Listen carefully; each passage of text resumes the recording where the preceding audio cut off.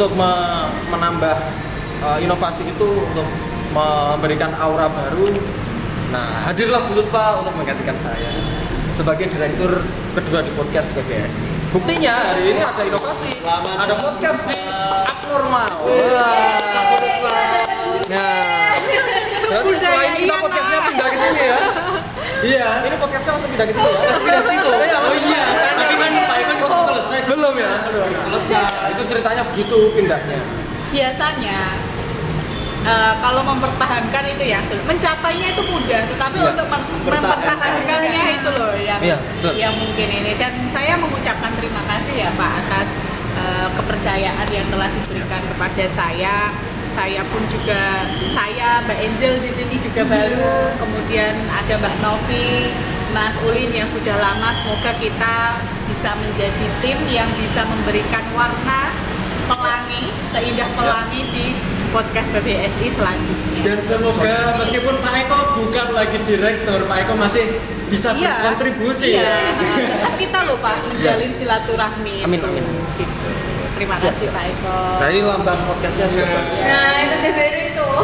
Jadi teman-teman yang tertarik untuk memiliki kaos podcast PBSI bisa pesen di Mas Ulin. Bisa pesen ya. Mulai bulan Januari akan kita adakan pre-order ya Bu.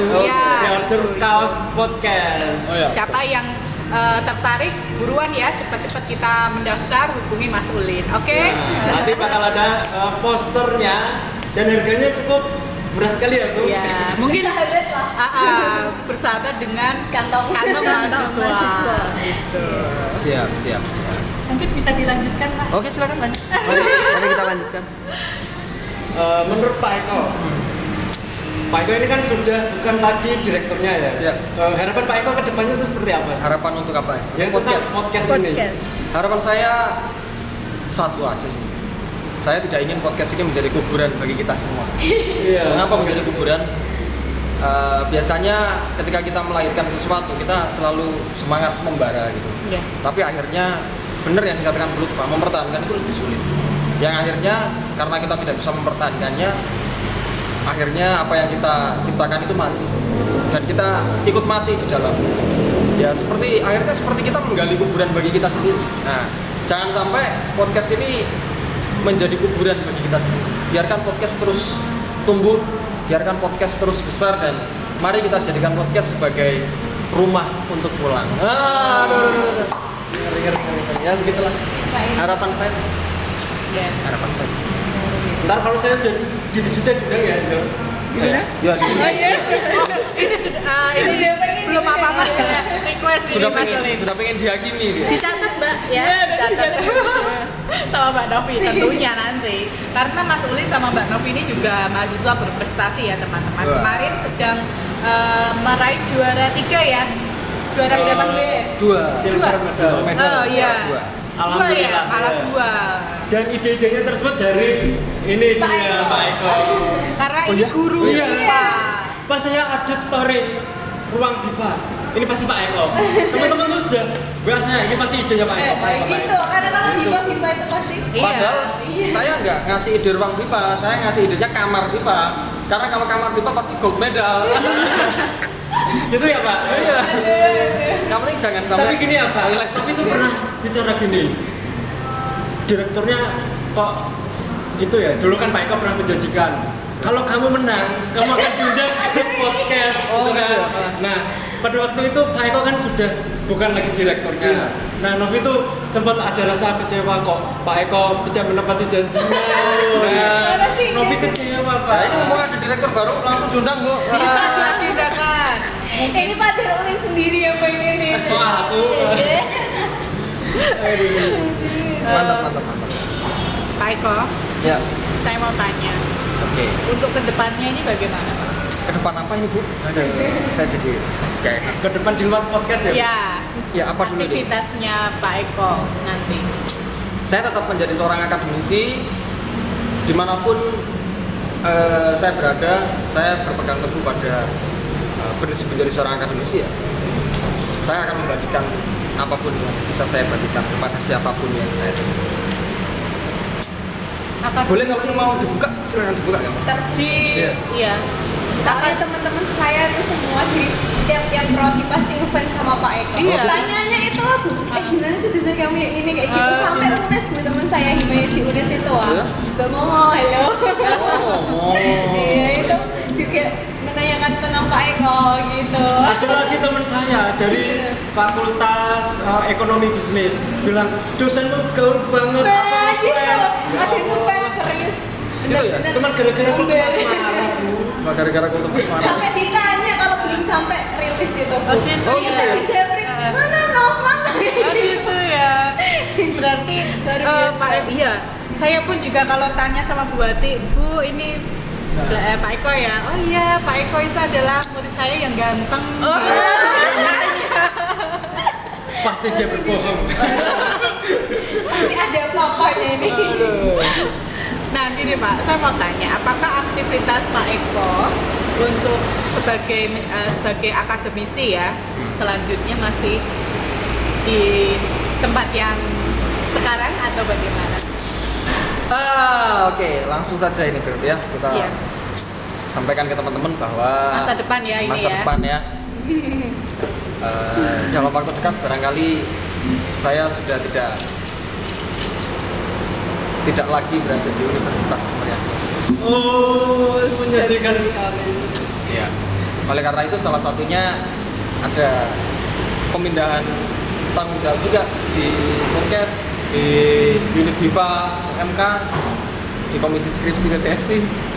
Semuanya sudah dialihkan, dilimpahkan ke dosen yang lain.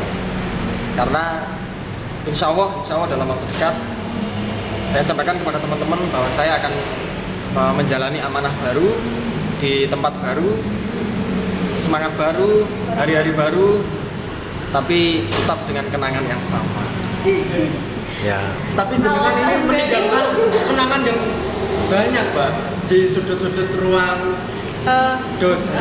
Bisa dikatakan bahwa warisannya Pak Eko di PBS itu banyak sekali. Saya ketika saya mempunyai firasat ya, waktu ada Mas Salim juga ya, waktu itu Pak Eko jahat Bu, Pak Eko jahat. Nah, Pak Eko jahatnya gimana? Maksudnya? Iya, saya juga curiga pada waktu itu. Iya, kan masa pandemi ini mau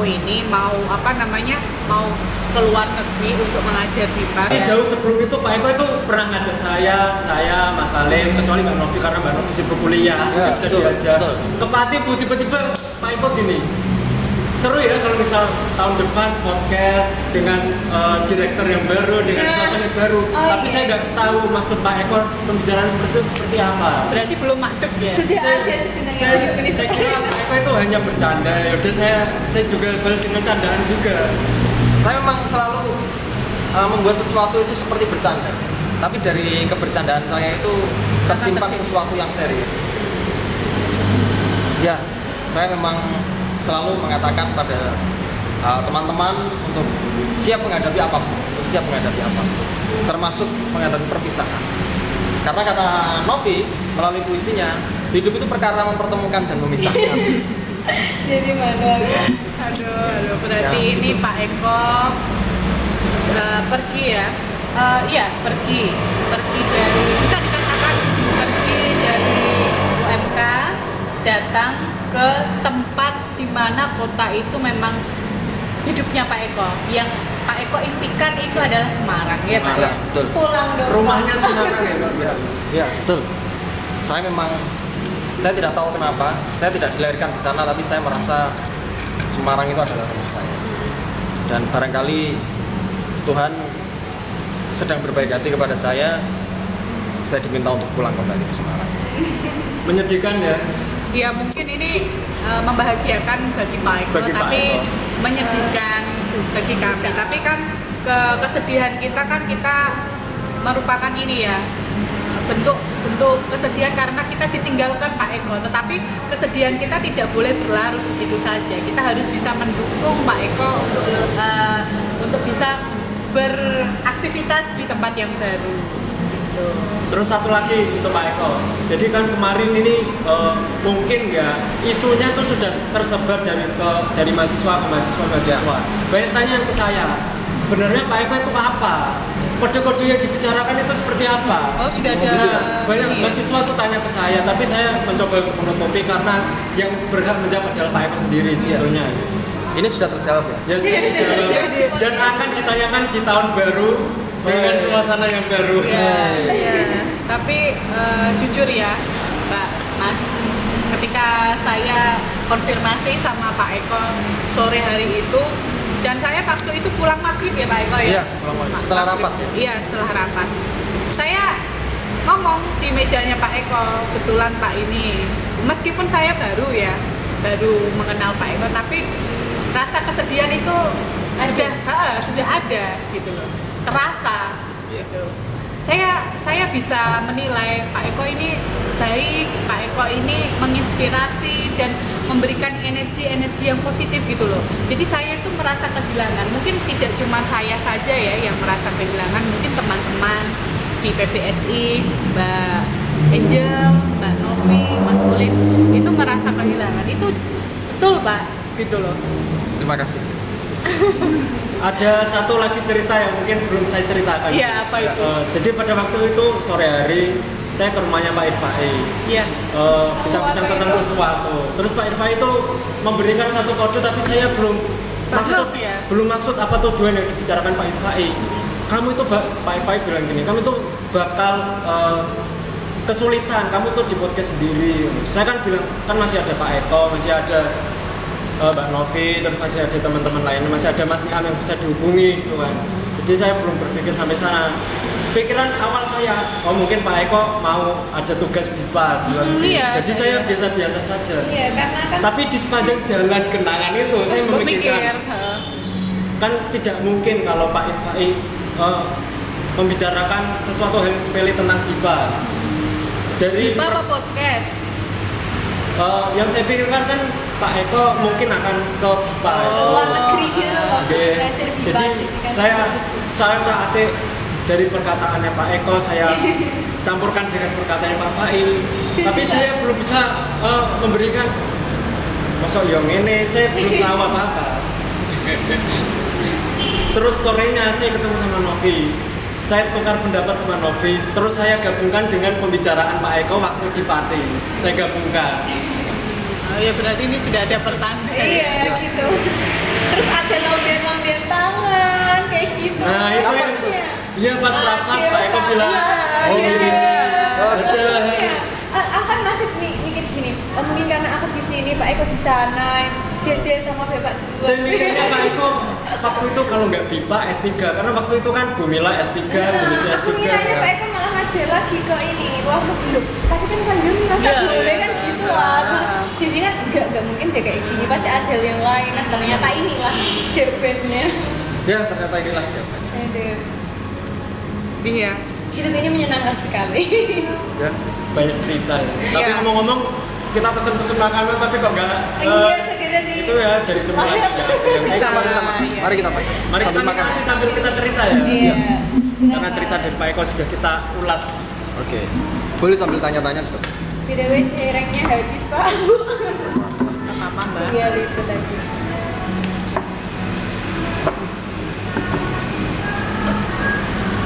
Oke, kita makan dulu ya guys. Iya. Teman juga sambil cemilan. Ya. Oke guys, balik lagi di teman seia sekitar. Teman-teman ya kan, yang di rumah juga. Aduh. Ini kita masuk ke episode 2 ya. Nah. Episode 2. Jadi mungkin ini episode yang terpanjang ya Pak ya? Iya, Mungkin ya. sudah terpanjang. Ngeri.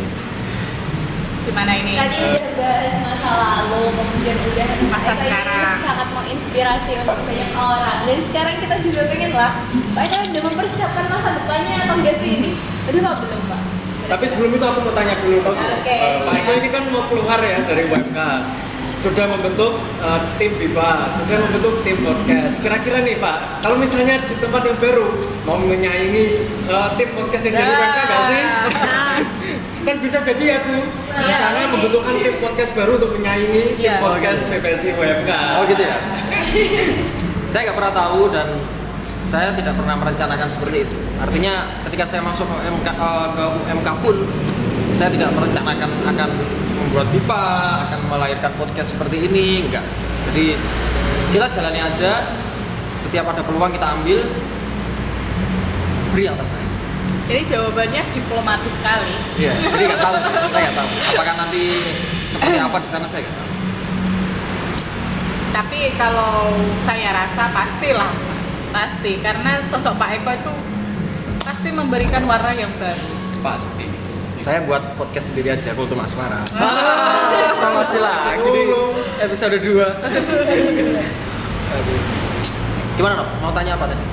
Ini saya kan dari kemarin itu pengen ngomong ke Pak Eko. Iya. Kira-kira dari semua yang udah Bapak lakukan, khususnya di UMK ya, BPSI UMK, ada nggak sih Pak, seperti halnya Bapak itu merasa akan kesepian atau akan kangen kayak gitu, pernah nggak sih Pak? Ada pikiran seperti itu? Betul. Ya, saya memang orang yang takut kesepian. Saya tidak bisa hidup sendiri. Saya adalah tipikal orang yang harus punya teman. Ya oleh karena itu saya buat yang begini-begini, terus yang membuat hari-hari saya itu diisi dengan orang-orang lain. Tapi saya tidak pernah takut di masa depan saya akan kesepian dan lain sebagainya. Karena ketika ini loh pernah ada pepatah begini kan. Kalau kamu akan menjadi orang baik, kamu akan dipertemukan dengan orang baik. Kalau kamu tidak dipertemukan dengan orang baik, maka jadilah salah satunya, kan begitu? Iya. Nah, kalau saya tidak mau kesepian, saya harus menemani orang lain. Nah, Jadi kita selalu balik logikanya saja. Saya tidak menunggu orang untuk datang kepada saya. Saya yang akan datang kepada siapapun. Orang bahasa kok ya, membalikan kata itu lagi. Iya. Balik lagi gitu. kita juga bisa dibilang-bilang. Ya, karena kesepian itu lebih menyakitkan daripada kematian. Itu kata-kata Iwan Simatupang, sastrawan. Tadi kan Mbak Novi kan sudah bertanya, Kakak Tulis sudah bertanya. Angel, ada lagi nggak pertanyaan untuk Pak Eko? Boleh. Belum ada. Kalau misalnya saya tanya di luar konteks boleh nggak nih? Boleh. Cara memilih pasangan. Kalau dilihat ini kan kisah hidupnya Pak Eko ini kan menarik sekali ya soal asmaranya ya. Bucin Saya sekali penasaran ya, Mas. sekali. Kenapa sih kok seorang Pak Eko itu gampang banget mendapatkan seorang wanita yang perfect? Iya. Dibagikan tipsnya Pak. Oh iya, gitu ya. Sebelum meninggalkan kan kita harus dibagi-bagi ya. Iya, bagi tips ya. Saya tidak memilih. Kami saling memilih. Dibuat lagi. Mana? Panas. Jomblo. Ya, gitulah. Kita saling memilih. Iya. Selanjutnya. Kita saling memilih. Prinsip saya adalah pasangan itu adalah partner hidup. Dia harus bisa menjadi sparring partner kita. Dia adalah lawan kita. Dia adalah rival kita. Dan saya selalu memiliki rivalitas dengan istri saya. Istri saya adalah seseorang yang ambisius. Dia punya ambisi dan saya suka itu. Dia selalu tidak mau kalah dengan saya, tapi saya selalu mengalahkan dia. Ini menarik ini.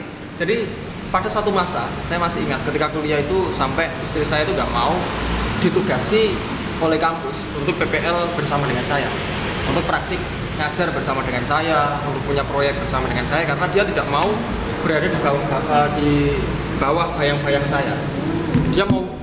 Dia mau berkompetisi dengan saya. Dari situ saya melihat ada satu kegigihan, ada satu nilai yang tidak dimiliki oleh barangkali banyak orang. Sehingga dan saya butuh itu. Saya adalah seseorang yang butuh diajak berlari. Karena kadang-kadang saya malas lari. Dan istri saya adalah pelari yang baik. Dia selalu menjadi lawan yang baik. Dia adalah sparring partner saya. Dia adalah lawan berpikir saya, kadang menjadi kawan berpikir saya. Dan itulah menurut saya hakikat seorang pasangan. Kita punya segudang masalah, kita punya segudang solusi. Kita punya pencapaian-pencapaian yang harus kita taklukkan bersama-sama. Dan saya tidak pernah membatasi istri saya untuk harus mengikuti pencapaian saya juga tidak mau kemudian menghentikan pencapaian saya untuk mengikuti istri saya. Silakan kamu berlari, saya juga akan berlari. Kita akan berada di titik yang sama. Kita akan berada di podium yang sama. Karena saya tidak mau dia hanya melihat saya berdiri di podium untuk menerima penghargaan. Saya juga tidak mau mengantarkan dia untuk naik ke podium sementara saya hanya bertepuk tangan. Saya akan mengajak dia berdiri di podium yang sama. Tapi saya harus satu derajat lebih tinggi daripada dia. Mantap. Selain Jadi itu begitu. kan gini ya, hakikat pasangan itu pasti magnet, Pak. Ya. Saya bisa ibaratkan magnet. Ya. Magnet itu saling tarik ulur. Apabila kita berkarakter seperti ini, mempunyai kepribadian seperti ini, pasti nanti akan dilengkapi dengan pasangan itu. Ya. Dan itu saya rasakan, juga mungkin Pak Eko rasakan. Betul. Misalkan Pak Eko tadi lupa dengan ini ya, Materi. iya materinya, kemudian diingatkan Betul. lagi, itu saling melengkapi. Betul, betul. Maka dari itu nggak salahnya Mas, kita selalu berdoa. Betul. Berdoa. Ya. Saya dulu tuh doanya gini, kalau misalkan itu memang jodoh saya, dekatkanlah ya Allah. itu pasti itu ya saya alami dengan suami saya, Pak. Saya doanya begitu karena saya melihat suami saya itu orangnya perfect gitu loh, maksudnya perfect itu tidak neko-neko gitu. Saya suka itu. Gitu. Betul, memang harus saling melengkapi. Iya.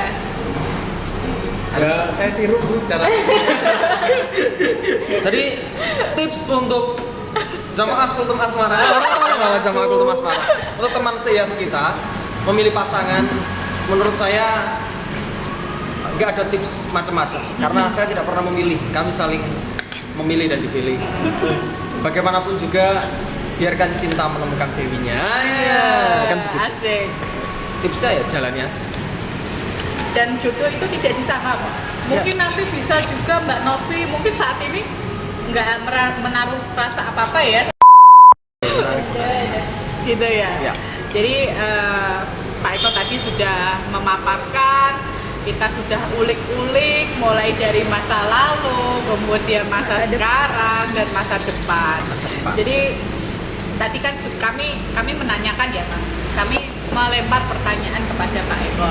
Apakah Pak Eko bisa nggak kalau misalkan memberikan pesan-kesan mulai dari Mas Ulin kepada Mbak Novi juga, kemudian sama Mbak Angel juga. Pesan saya untuk teman-teman, terutama teman-teman di podcast ini,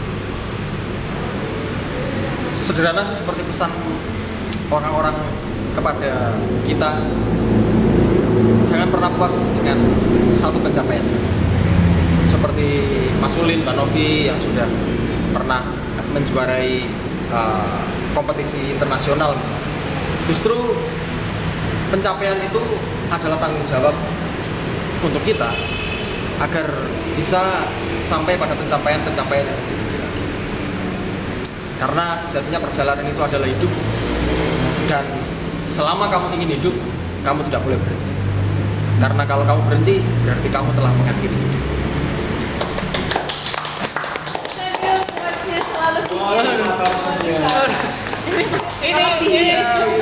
Ini menyaingi Mario tuh. Iya.